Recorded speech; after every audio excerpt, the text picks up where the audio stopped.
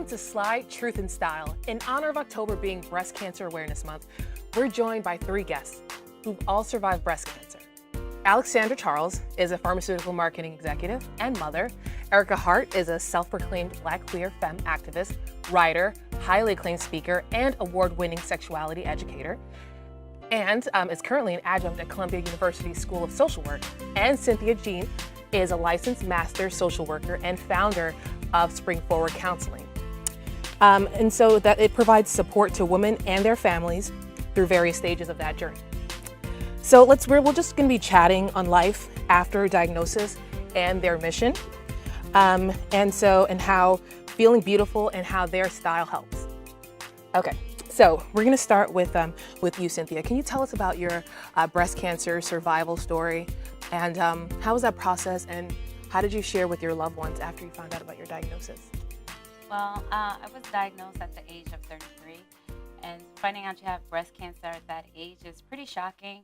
And I'm the one who found the lump, and that showed up during the process of when my insurance was ending. I was working for a non-for-profit, and during that time period, I was getting all my checkups and trying to do that before my insurance ended, and then the lump showed up during that time process. So I already had the appointment for my GYN.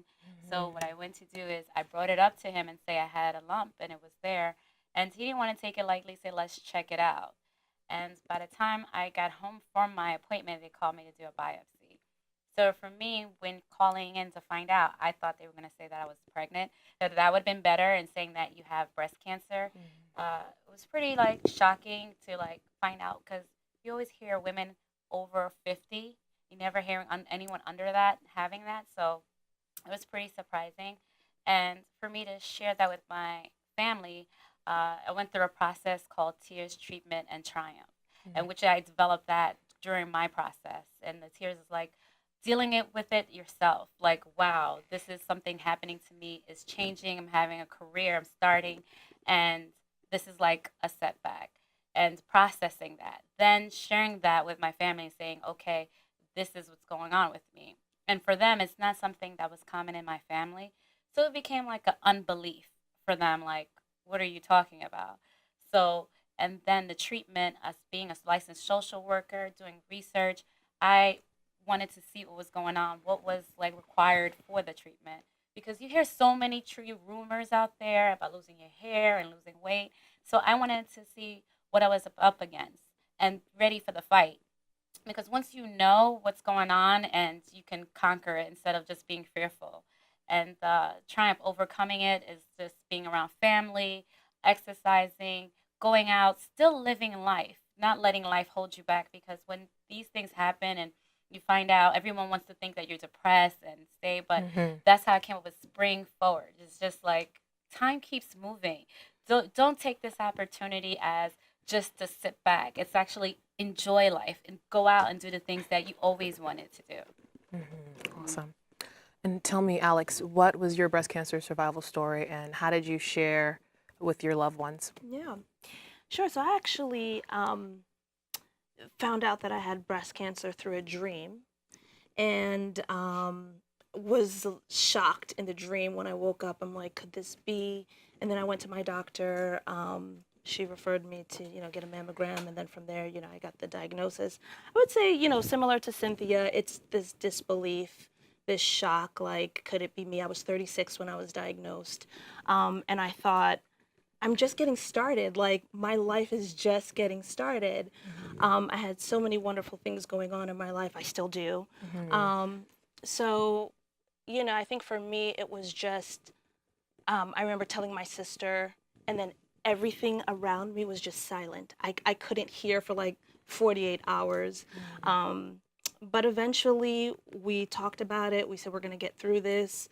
And I just tried to stay positive and upbeat, and I surrounded myself with family. And that's really how I got through the diagnosis of it. Right. Erica, tell us about your story. How was it sharing it with loved ones, and how did you find out? Sure. I was 28 years old when I was diagnosed with bilateral breast cancer. So I have been doing self exams in the shower since I was about 13, when my mom passed of breast cancer. So I was doing a routine self-exam. I found a lump. I was lucky enough to have a friend who's a breast cancer surgeon because I also didn't have insurance at the time. So I went to my friend and he was like, we need to check this out further. I had an ultrasound and mammogram the same day. And then he called me a week later and said that it was actually bilateral. It wasn't just breast cancer in the right breast where the lump was, it was also breast cancer in the left breast. So that, it was hard. I was standing in the middle of Wall Street. It was definitely a lot. It's lots of tears. I think the great thing about living in New York City is that no one cares with any sort of emotion that you're having. So people just kind of left me alone. I think telling family and friends is the hardest thing. I think it's harder than dealing with breast cancer alone because then you have to deal with their reaction. So I told my dad and I told my fiance at the time, and that was a relief to just let them know and to have them know. And I think my dad said something like, "Well, now you get to have new breasts. Are you excited?" I'm just,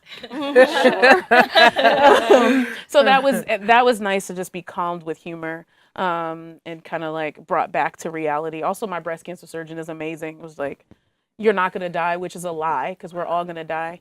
But it was nice to just be reassured of like my existence and that he was going to take care of me. Right. Awesome.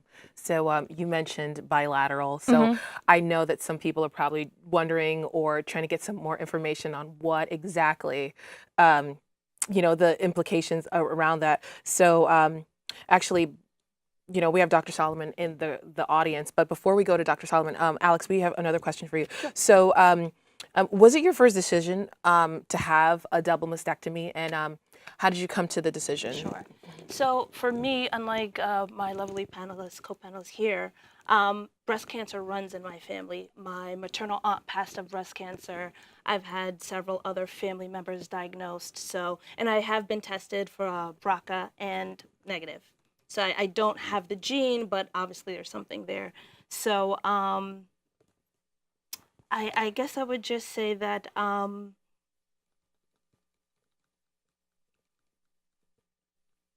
like what's because sometimes I guess in our society some people might consider it extreme. I know Angelina Jolie had it. Yeah, absolutely. So I think for me, it was just the moment I got the diagnosis, I thought right away I want to have a bilateral mastectomy. I didn't have any information. I didn't know what stage I was in, if it was in one breast, two. I knew nothing, but I have cancer. I had cancer. So I thought right away I wanted to have a bilateral mastectomy. So in a follow-up appointment with my doctor, that's when he said I didn't have to, but he's like, my recommendation is that you have a mastectomy. And there were some other things going on with my left breast, so we thought just take proper precaution and do a bilateral mastectomy. Okay. Erica, so you mentioned that your friend was or is a surgeon. So did you feel like you were at an advantageous perspective where you had somebody who would talk to you and just you have educating you all the time? And did that help you come to that decision to get a mastectomy? It wasn't necessarily a decision. It was just, this is what you have to do. There wasn't any other options really presented to me, which I think is interesting. I think oftentimes Black patients don't get a lot of options presented to them. I think it's just, these are this is what you're doing, and there isn't really anything else to do. But when I speak to white breast cancer patients, they tell me that, I thought about this and my doctor presented that, and it was like way more options. I also went to a net hospital where a lot of people of color go. So net hospital means that you can not have insurance at all and they'll still treat you and work with you and support you in that way. So I feel like even though my friend is a breast cancer surgeon, he still was like indoctrinated in that of like, you don't have an option, this is what you're doing. It would have been nice to like maybe think about those things, but I honestly wasn't even thinking about my breast in that way. My concentration has always been on my hair. So my question was, am I going to have to go through chemo? Because I think Black folks, especially in the United States, are way more focused on our hair than our breast in a lot of ways. So I was like, okay, get the cancer out of me, but do I have to lose my hair? Yeah. Wow. Okay, so we're going to take a moment to address some of the common instructions we hear about breast cancer, and preventative measures. So we're joined with, we have in our studio audience Dr. Solomon of Maimonides Medical Center today. So Dr. Solomon, is it fair to say every woman facing a positive diagnosis or a positive BRCA diagnosis should withstand a double mastectomy? No, the simple answer is no. I think that most women who have breast cancer really need the least surgery possible, and nowadays that's usually a lumpectomy plus sentinel lymph node biopsy. Now, every patient is clearly different, and so everybody should have an individualized plan made by their breast surgeon and medical oncologist. But for the average person who was diagnosed with breast cancer, the real risk is the breast cancer in that breast. And usually, most patients, as I said, can have a lumpectomy plus sentinel lymph node biopsy. Depending on those results, they may or may not need what we call adjuvant chemotherapy or adjuvant hormonal therapy, and they will also need, in general, adjuvant radiation therapy to that breast. Now, clearly, there are some patients, when you hear the word cancer, you're shocked, your life stops, and you have something that is growing in your body beyond your control.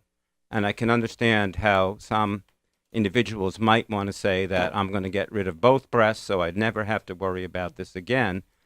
But I think that really is not the decision to make right away. Now, for patients with a very strong family history of breast cancer who have a BRCA1 or BRCA2 mutation, yes, then the consideration for prophylactic bilateral mastectomies can be made. But more importantly, for those women, there is a risk of ovarian cancer that has to be addressed. And so in those cases, it's probably more important to see a gynecologist and get a prophylactic salpingo oophorectomy. But again, for the average patient with breast cancer, and again, everybody needs individualized treatment. And for that, they should go to, if possible, a cancer center or a breast cancer center. I could say that in Brooklyn, Maimonides has the largest breast center in Brooklyn, maybe the only dedicated breast center. We have 3 breast surgeons there. And then we also have a dedicated cancer center, the only one in Brooklyn. Excellent. Okay. So I think that leads us to a really important question, which is debunking some myths, widely educating our population, women, on options. And you just mentioned something about the risk factors of ovarian cancer. So how do you think we can expand this knowledge where it's common knowledge to women of all ethnicities, Black women, Hispanic, and so that that disproportionate population that's not has the access to what you just shared? That's a very good question that a lot of people are trying to address.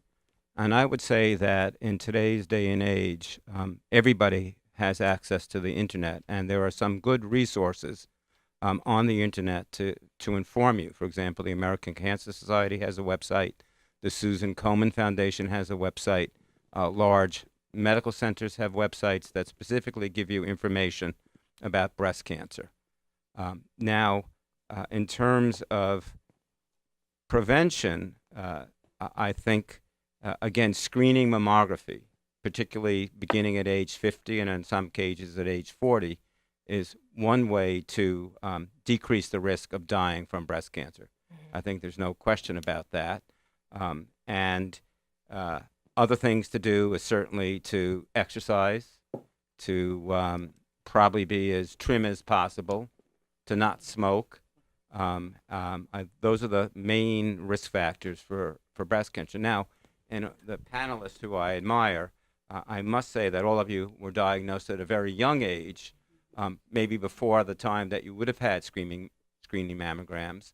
But for those with a family history, those patients and anybody who's listening can have access to a genetics counselor and may want to be tested after seeing a genetics counselor.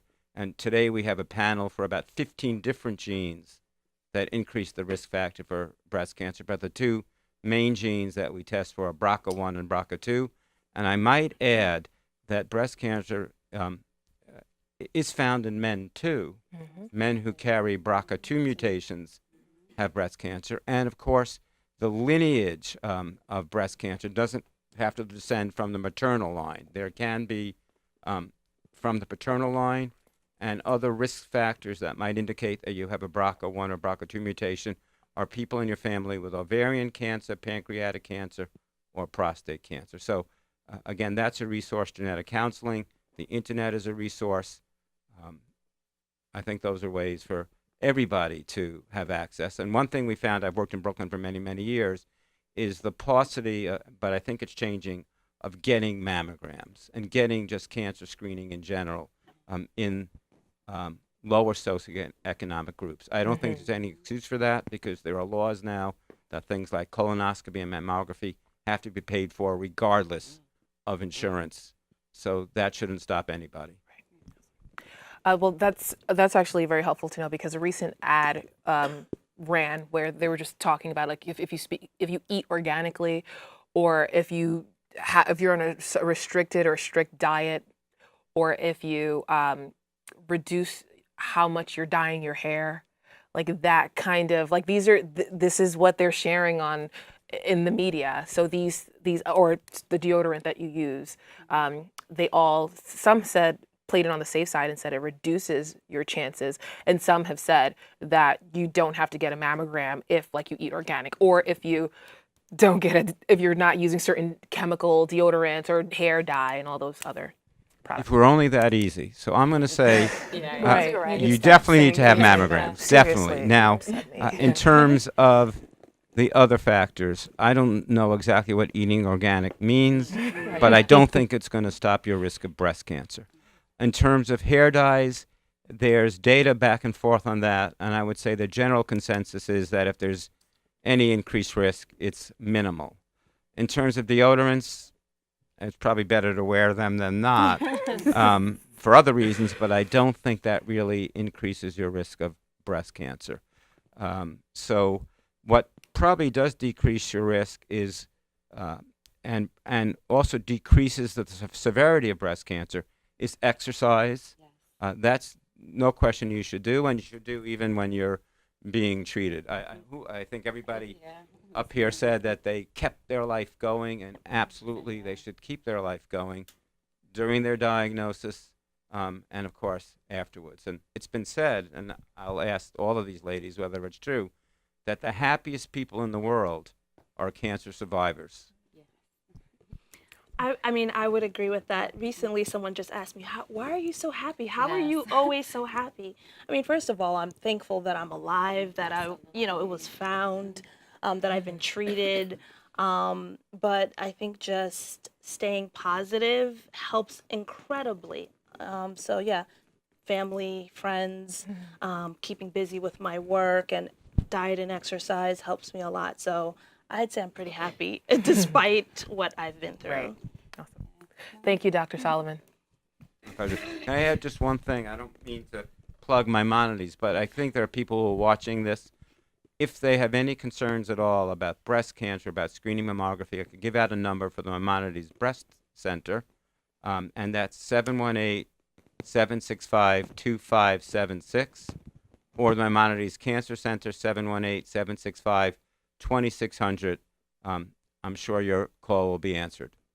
Awesome. Thank you so much, Dr. Solomon, and for joining us and sharing the knowledge that you have. All right. So can we talk about intimacy, ladies? Or guests, panelists? Let's do it. All right. So many women make the decision of what treatment to have, largely based on fear of their partner's response to that decision that they make. So I wanted to get your take on intimacy and, or life after, being diagnosed with breast cancer, and how did that largely affect your decision, Cynthia? Well, at the time, I had a very supportive partner at the time, and to be able to make that decision. So I actually had a lumpectomy doing so for me, I had a great treatment team, which was at Methodist and Downstate, and they did provide the options to me of either having a lumpectomy or having a mastectomy. And because I was young and, you know, how I felt, or they thought that because I'm still active and still exercising, that lumpectomy would be good and just reducing it. So I didn't get to have too much of like saying that my breast wasn't the same. So I got a reduction and a lift. So I was pretty happy about that. But it was good to have, like, you know, someone and family members being, you know, supportive of no matter what I look like, that'd be okay that I still have them. So that it was important for more of like my life, but being alive and being active was more important. So of course, when you first hear, I mean, my uncles are doctors, and their first things were like, "Oh, just have a mastectomy," and I was like, "Wait, hold on a minute. You guys are men. You don't have breasts. You know, I'm still young. How are you gonna tell me to just, you know, remove my breast?" And so, and then, you know, thinking about it, and one of the things that my plastic surgeon was saying, that even though if you remove your breast, there's still a possibility it could come back, or maybe on your chest wall. And I was diagnosed with stage 2 breast cancer, HER positive, which is like with estrogens and hormones. So, you know, so they were like, it's the aggressive type, but they were saying that, you know, you don't have to really go that drastic route. And then I also, as they mentioned, the BRCA1 and BRCA2, it came out negative for me also. So that also played a role in which procedure that I was going to, you know, take. And, but having one supportive, you know, behind me about, you know, just accepting me who I am, and the person I was with, you know, just say it was great, and just being positive. And I was just happy with it. As long as, you know, I was happy with myself, and that's what everyone cared about the most, then it shouldn't be a problem. Excellent.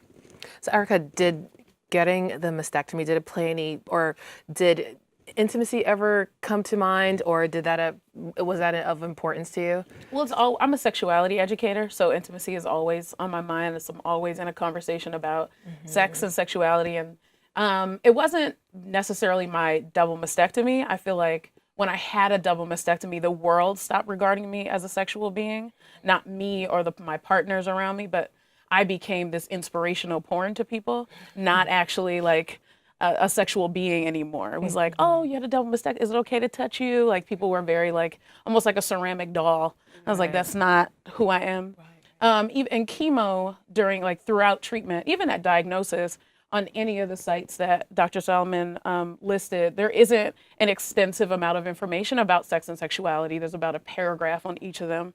And my breast cancer surgeon, who I said is my friend, and he enjoys being called out when I do this. My oncologist nor my plastic surgeon talked to me about how my libido would change or how my vaginal fluid would shift when I was on chemo. So I thought for a long time that something was wrong with me because no one was talking to me about it.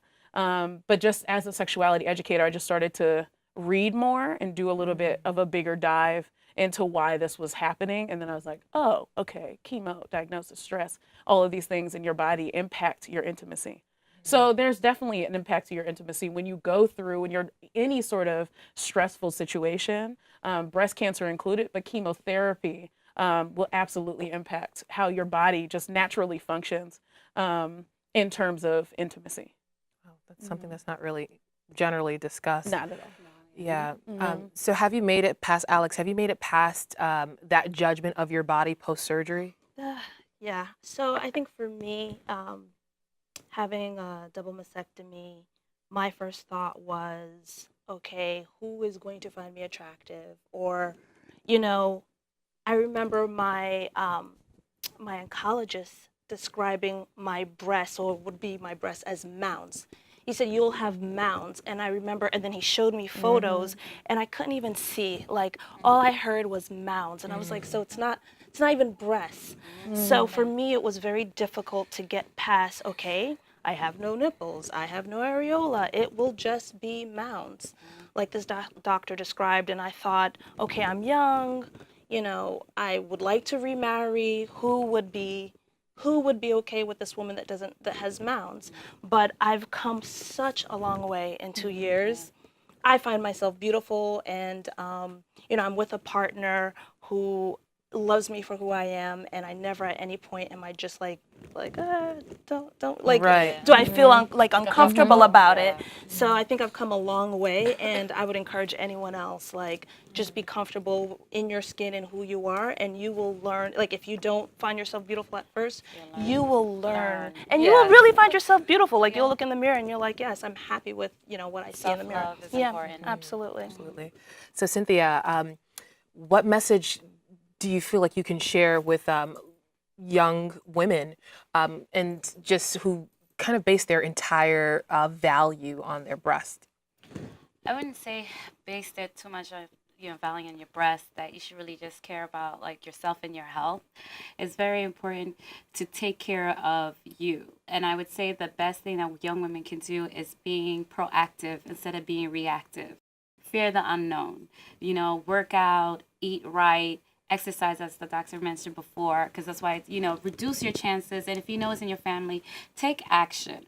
I always say, self-breast exams are very important. Take them. I usually give out information every month after your menstrual cycle. That's when you're supposed to do it. Feel your breast, feel differently. I also tell the guys, caress the breast, because also if they're playing with it, they also will know that something is different. So I always just say, stay on top of it. Pay attention. I always say that you are the CEO of your body. You are the first doctor, because you're the one telling doctors, this is what I feel. These are the symptoms. This is what is going on in my body. And then he gives you the diagnosis, So I would just say stay on top of it and always have courage under fire. The more courage that you have to be able to face it, the best it is. It's also start with the mindset. Like everyone said here, it's a positive mindset. And it just doesn't happen overnight. It's something that you have to work on, So to have that said, like, okay, I'm fine, I can do this, and being encouraging. And that's what I always say to young women, just being proactive. Excellent. Erica, you were recently featured in a amazing art piece, and I was just so taken aback by it. It was just so amazing. It has so much depth and life to it, and it was by Mashonda T. Frere. So What's in her show? Oh, it's in her show. Okay, The artist is Risha Pultamar. I may be pronouncing the last name wrong. Huh? Pearl Mutter. Thank you. So, can you explain what this artwork means to you, and when you saw it, like, what were the first thoughts that came through your mind or your feelings? Well, I wanted to work with Risha because all of her paintings look like photos. So when you look at it, you're like, is this a photo or a painting? What is happening here? So I just love her artistry. And I think it's really reminiscent of a Sports Illustrated cover where there's someone like rising out of the water in their bathing suit and there's water dripping off of them, and it's super sensual.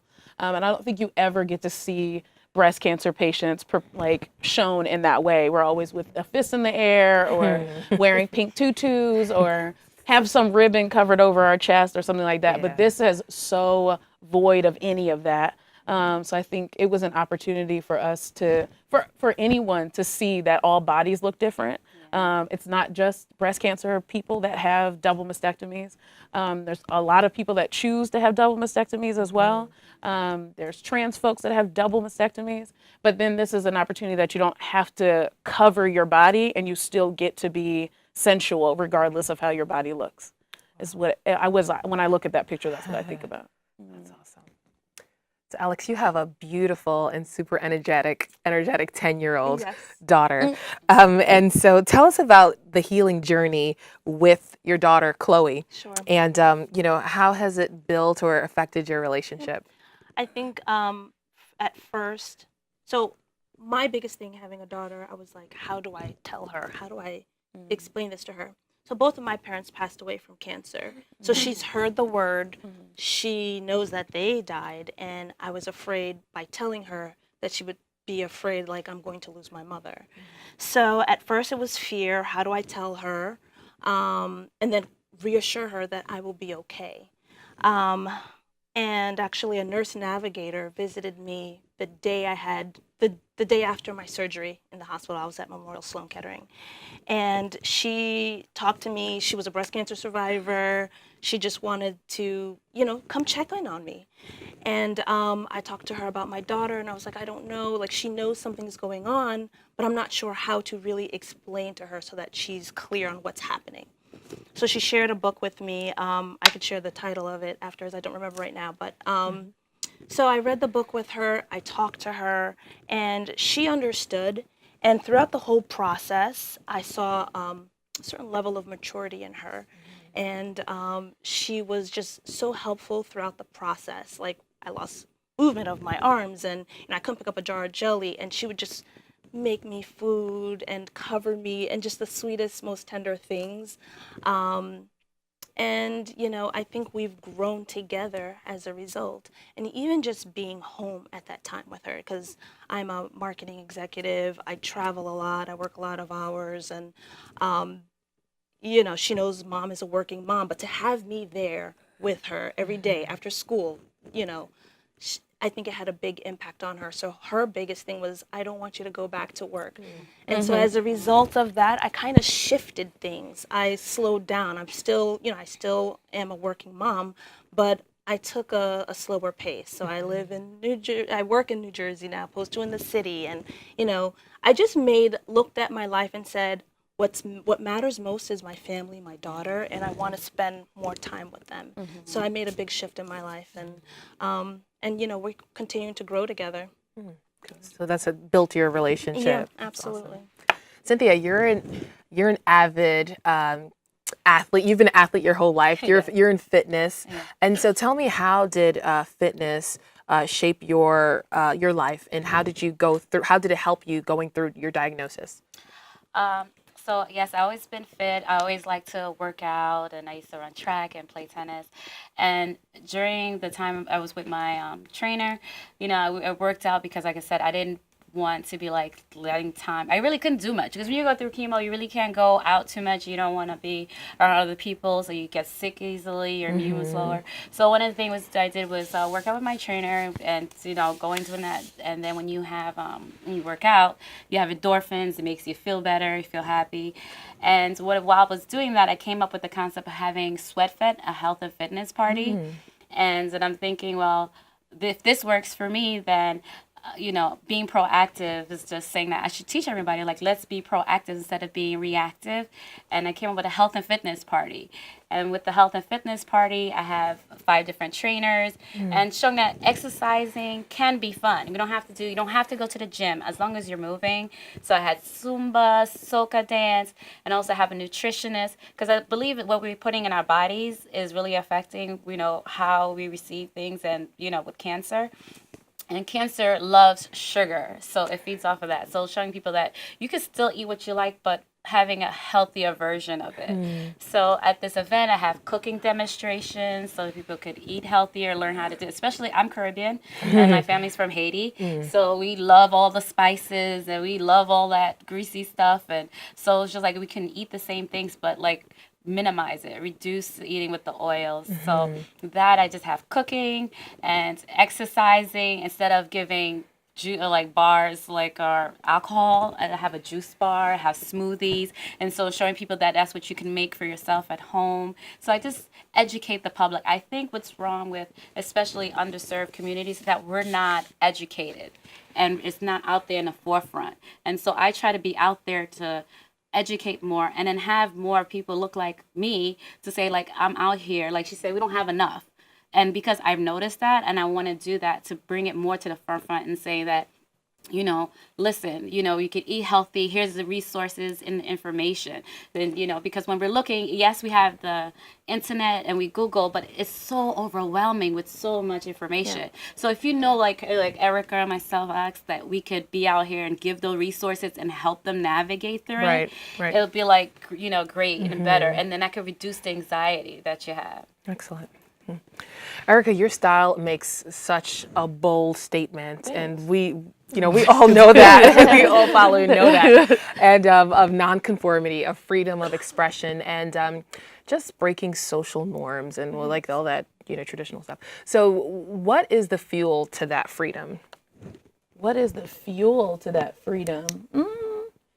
I think just off the top of my head, I think it's just being black is the fuel to that freedom and being and existing in this body, and being seen and people seeing me, and not trying to conform to any other ideal or idea of how I'm supposed to be. I think it's the easiest way to answer that question. Right. Black and queer. I think those two kind of fall together. It's just my style is a celebration of those two identities. Right. Awesome. So I was talking to the producer. We kind of all try to achieve the Erica head wrap. So, so what do you? Okay, but apart from me saying that, like, what do you consider to be your signature style? I don't know. People ask me this sometimes. I don't know if I have a signature style. I guess it would be head wraps. I've been wearing head wraps for a very long time when they weren't cool. Like when my, auntie and my aunt were like, that's what you wear to sleep. You don't wear that Outside. and I was like, but I like how it is on my head, and now it's cool. So now I just wear them all the time. Right. I wish you had a picture of my prom pic. I wore this like periwinkle dress. It was like jersey material, and it had a little lace open slit. And I wore that lace fabric on my head as a head wrap, like super long. Cool. We're gonna have to dig Yeah. that up somewhere.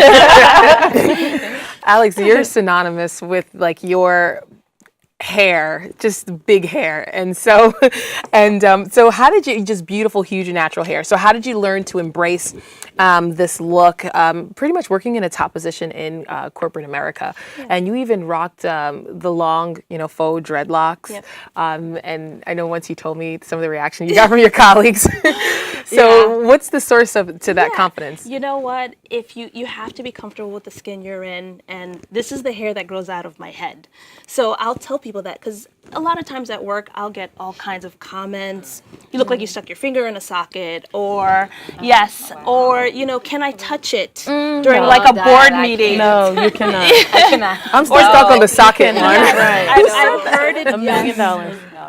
So I've heard it all, and I just tell people this is the way the hair grows out of my head. So I'm very confident in it. I think at first, because I went natural in 2013, so I just said, okay, this is what I want to do. This is where I feel comfortable like this. And at first, I wasn't sure if I was going to be okay, and like what was I going to think. And it was one of the best decisions of my life, and it's really like a sense of freedom.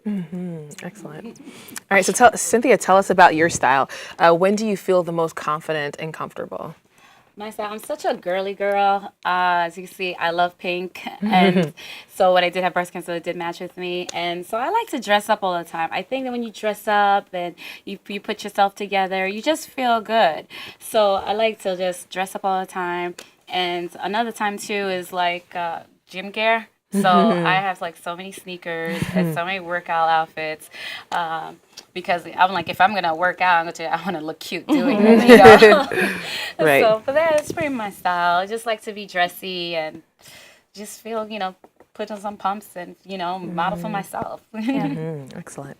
So another question that just came to my mind, and Erica, I'll have you answer this one.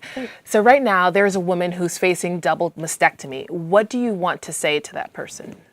Breast cancer is not a death sentence. I think a lot of times when people hear the diagnosis of breast cancer, they think, I'm going to die. But you are already going to die at some point. And that doesn't mean that now that you have breast cancer, that your life is now shorter. So it's an opportunity to still live your life to the fullest and however you wish to live it. Also, be with any emotion that comes up. You don't have to be happy. You could be sad, you can sink and be on a soapbox for however long you need to be. I think honor your emotions and be what feels good for you, I think is super important. And rest.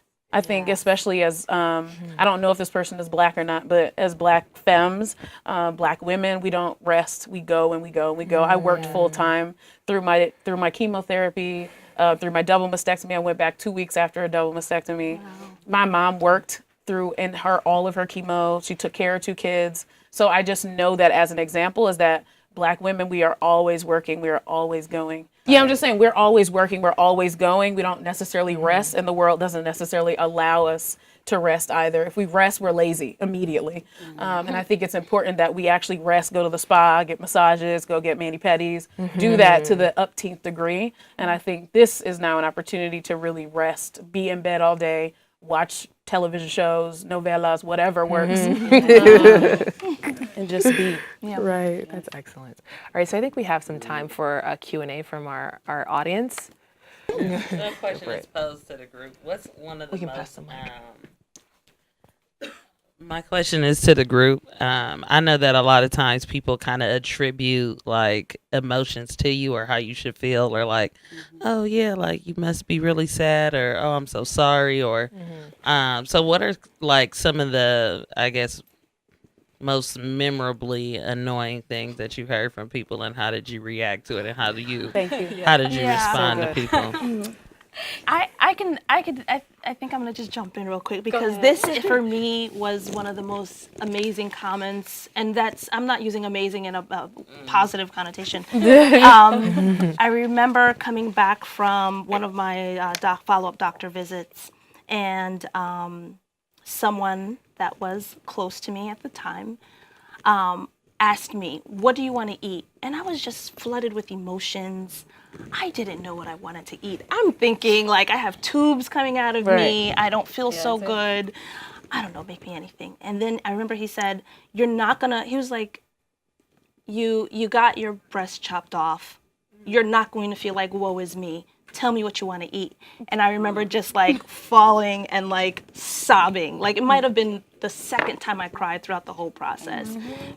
And he came from a, be strong, attack this head on, don't cry, Patriarchal. very much, yeah. And I remember thinking, what did I just hear? And I was like devastated. So for me, that was probably the only crazy thing that I heard during the time. Yeah. For me, I think the thing that annoys me the most is everyone saying so sorry. It's like, oh, you tell them like, I'm so sorry. They'll be like, what is sorry gonna do for me? So it is kind of annoying that someone always say it's so sorry, like they're sorry. It's like you didn't do anything, and I prefer to say it's like, oh, what can I do for you? Like, oh, how are we gonna do this? And be more positive. Instead of saying sorry. I'm like, sorry doesn't, that's annoying. It's just like, that's the go-to when people hear something bad. Oh, I'm so sorry. And then I'm like, think of other things to say. Be more creative. Yeah, be more creative, That's the only thing that really gets to me. I think for me, being diagnosed at 28, folks saying, oh, you're so young. And also medical providers saying that. Because as if that's supposed to exempt me from having breast cancer. Oh, you're so young. Okay, and I have breast cancer. And there's a lot of people under 30 that also have breast cancer. And I think that number is the age limit is very arbitrary, and it's based on averages, and it probably needs to be updated. Yes, it's it probably does. sincerely outdated. I'm not a medical person, but I'm just asserting from what I've seen is that it's probably outdated. And I think folks need to stop saying that, especially when you go to a doctor and they say, wow, you're so young. It's like, wait a minute, do I not have breast cancer because I'm so young? Is it something else? So that was a lot, because it was not just for medical providers, it was people out in the world as well. I would just echo, you mentioned this. It's not, being diagnosed with breast cancer, it's not a death sentence. Life still goes on. So I think, just getting regular checkups, taking care of yourself, and just moving forward with your life. I'll jump in. Well, what I could say is that make sure that you're being proactive, making sure that you're staying on top of it. For me, even though my journey actually still continues, because doing my 6 months PET scan, it showed that I have a reoccurrence, that my breast cancer has come back. But it's early, and the good thing is that staying on top of the checkup. I think what a lot of people too, even survivors, want to put it behind us. It's important for the follow-up to keep continuing checking up. So even though it's back, it's really small. It's like 0.8 centimeters, but that's caught on from catching on. So now that I have to go through the process of deciding what I'm going to do, we decided for me to do a mastectomy and reconstruction. I'm going to do the transplant, which is, removing part of my body to do the reconstruction. So, and doing a reduction. So what I can say to women is that, with us still sitting here, it's still surviving. We're still surviving day by day. So what I can say is that being on top of what you need to do, being proactive, I'm very firm on that, because we're, like she said, sometimes we're considered lazy, or we're just scared of not knowing. And I always say it's best that you know what you're dealing with. You know, it saves your life. And, you know, taking preventative and being early detection. So I'm just saying, you know, don't give up, and just, you know, be encouraged and just stay on top of your health. Should I? Wait, Alex, did you have? You shared. You shared. Okay, go ahead, Erica. Sorry. Dr. Solomon touched on this a little bit, but breast cancer is not in particular or connected to gender in any way. Yes. Gender is distinct from your body. It's in your brain. So I think it's important that just for anyone in the breast cancer world, especially my queer family, is that we're not forgotten in this experience. And oftentimes we're not treated correctly, especially trans people, because there's already a gap in medical spaces for people not understanding trans identity. So they're like, wait, you have breast cancer and you're trans? Like, they don't understand, but it's gender is up here, this is my body. So it's important that we continue to talk about gender and infuse gender in this conversation, and not just, oh, it's women that have breast cancer. Like, it's actually any gender can have breast cancer, anyone with breast tissue. So I think that's important to talk about all the time so we don't miss anyone. That's an excellent point. All right, so to our panel, thank you so much for joining us today and sharing something so personal with our viewers. And I'm sure your stories will provide, you know, such strength to women, men facing this diagnosis. Thank you. Thanks, y'all.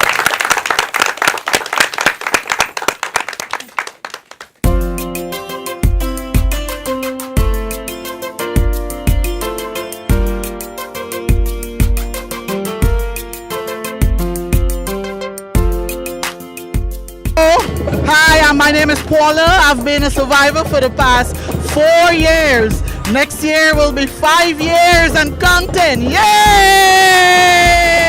Hi, I've been a survivor for 6 years now, going strong. And that's my son. Today, this year is my first anniversary of being a cancer survivor, and I want to tell women we are going to kick cancer in the boot. Hi, I'm Madam Couture. I've been a survivor twice. I went through chemo twice actually. First time lymphoma, second time breast cancer, and I'm here. Carnival is life. My name is Karen Skyers, and I'm a 13-year survivor. Oh, my name is Sonia Summers. I've been a survivor for 7 years now. I'm getting through it with the help of my family and friends and all these people out here that is walking. Keep walking, keep praying, keep pushing, everybody. Keep pushing.